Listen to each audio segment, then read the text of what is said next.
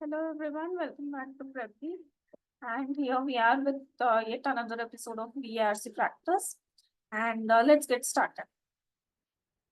For early post-colonial literature, the world of the novel was often the nation.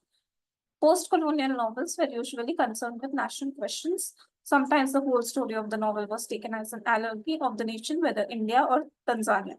This was important for supporting anti-colonial nationalism, but could also be limiting land-focused and inward-looking. So they're just telling that in the early post-colonial books, the story sold was usually focused on the nation. And these novels, they explored the issues and themes that are important to the nation.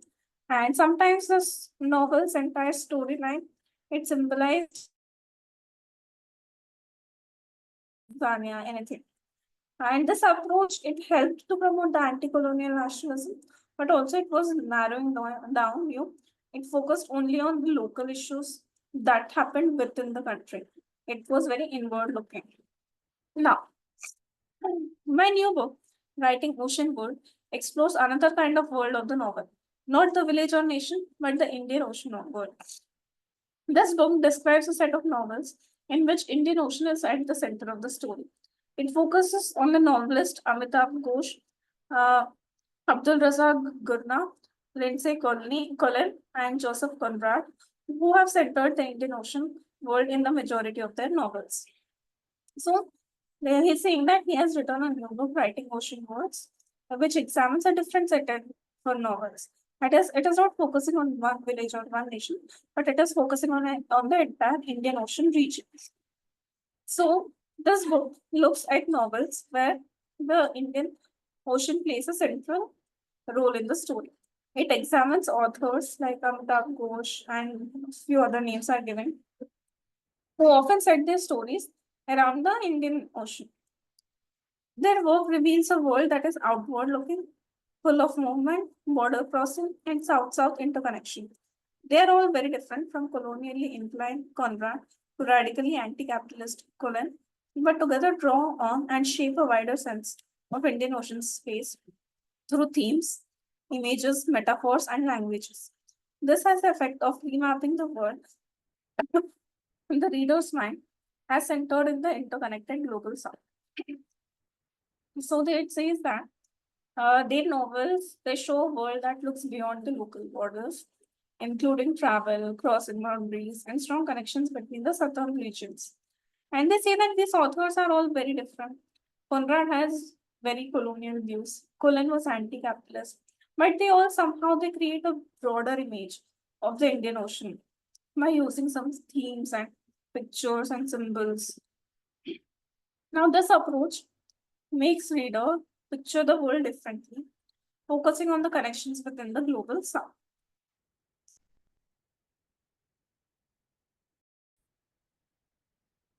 The Indian Ocean world is a term used to describe the very long lasting connections among the coast of East Africa, Arab coast, and South and East Asia. These connections were made possible by the geography of the Indian Ocean. For much of the history, travel by sea was much easier than by land, which meant that port cities very far apart were often more easily connected to each other than to much closer inland cities.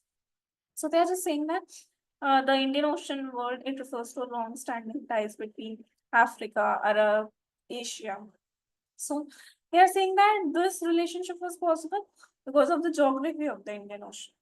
And historically, it was easier to travel by sea than by land, which meant that port cities very far apart were often easily connected to each other than the inland cities.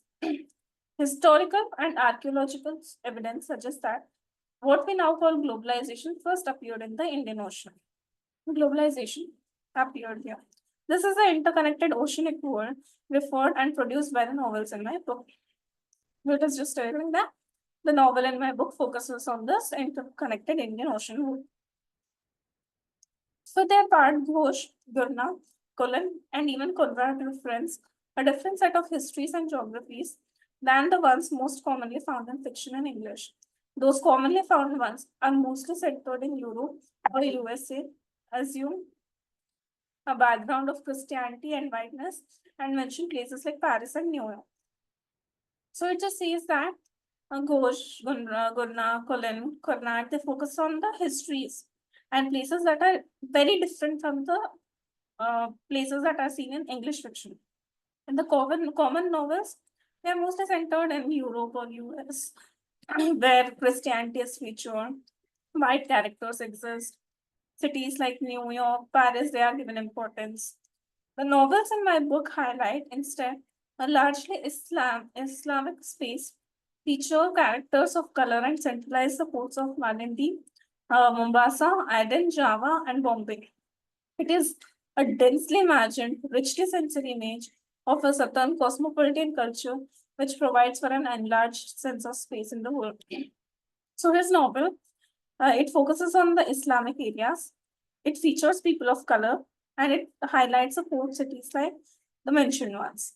So it says that these novels they create a very vivid, richly detailed picture of a southern culture with a diverse mix of people, which expands the reader's sense of world.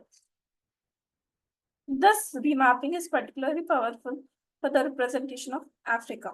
In the fiction, sailors and travelers are not European. African, as well as Indian and Arab characters, are traders, nakhodas, runways, villains, missionaries, and activities. So it says that characters in the stories include Africans, Indians, Arabs, who are traders, ship captains, runaways, villains, missionaries, and activists, right? Now, this does not mean that Indian Ocean Africa is romanticized. Migration is often a matter of force. Travel is portrayed as abandonment rather than adventure. Freedoms are kept from women and slavery is right. So it says that this does not mean that the African part of the Indian Ocean is idealized or it is made to look overly positive. No, migration is forced there.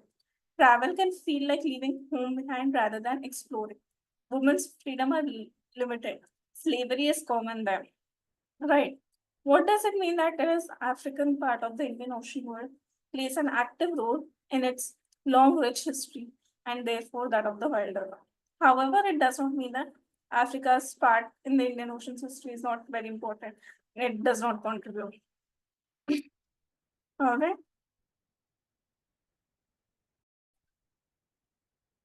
Now let's do our answers. All right. Which one of the following, all of the following claims contribute to the remapping discussed except the global south as opposed to global north was the first center of globalization. So they are saying that the global south was the center of globalization. Yes, they said that. The world of early international trade and commerce was not the sole domain of white Europeans. So here they are saying that the world of early international trade and commerce was not the sole domain of white Europeans. Yes, they are runways, all of that. Cosmopolitanism originated in the West and traveled to the East through globalization. It originated, traveled, in सबका कुछ नहीं दिया है. Then Indian Ocean novels have gone beyond the specific of national concerns. अभी इस book में. And then many other authors have also explored it. Which of the following statement is not true about migration in the Indian Ocean world? Geographical location rather than geographical proximity determine the choice of destination. They said that it is true because of the geography only. The Indian Ocean is what it is right now. The Indian Ocean world's migration networks were shaped by religious and commercial histories. Yes, commercial histories say religious histories with him. The Indian Ocean's world's migration networks connected the global north with the global south. नहीं हुआ है कभी भी. Global north कभी भी global south में नहीं है. यहाँ पे बस Arab थे, Asians थे, Africans थे. Ambivalent experience, yes. क्योंकि slavery भी हो रहा है. On the basis of the nature of the relationship between the items in each pair below, choose the odd one out. Post-colonial novels, border crossing. Post-colonial novels were about nation, but ठीक है. Anti-colonial nationalism, yes. Indian Ocean world slavery, yes. Indian Ocean novels were also outward looking. So this is your answer. All of the following statements, if true, would weaken, except most mainstream English language novels have historically privileged the Christian white male experience is true. The depiction of African and Indian novels. Now, it would weaken the passage claim about the relationship between mainstream Indian language and ocean novels. Okay. The depiction of Africa in most Indian novels is driven by an Orientalist imagination of its cultural prudence, not given distortion of facts. Very few mainstream English language novels have historically been set in America and Europe. Very few बोला नहीं, हाथ कुछ बोला. The depiction of Africa in most Indian Ocean novels is driven by post-colonial nostalgia, nowhere mentioned. Hence, first is your answer. Now,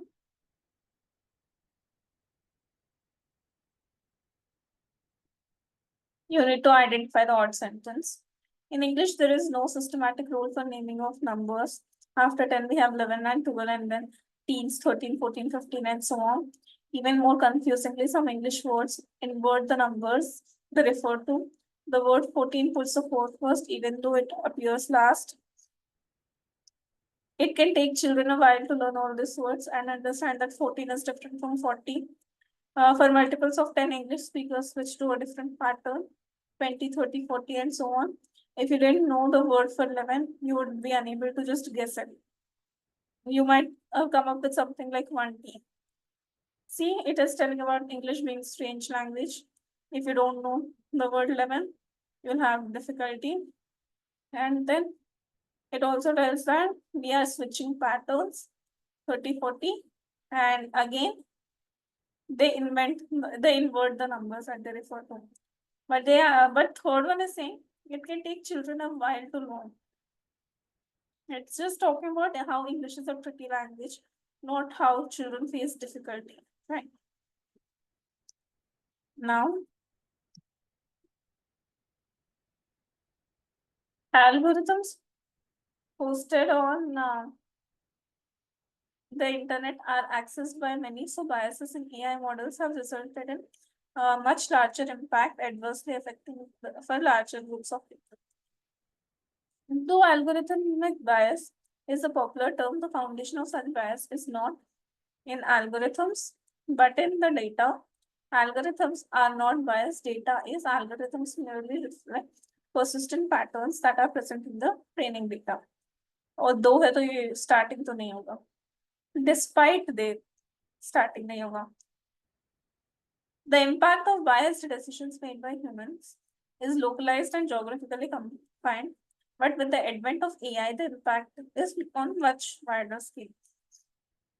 Introduces the topic. Then, so it is talking about the bias. What kind of bias? There are so many biases that have resulted in larger impact and they're adversely affecting the different kind of groups. Then, and the foundation of that bias is not in the algorithms, but in the data. And then despite their impact, what happens?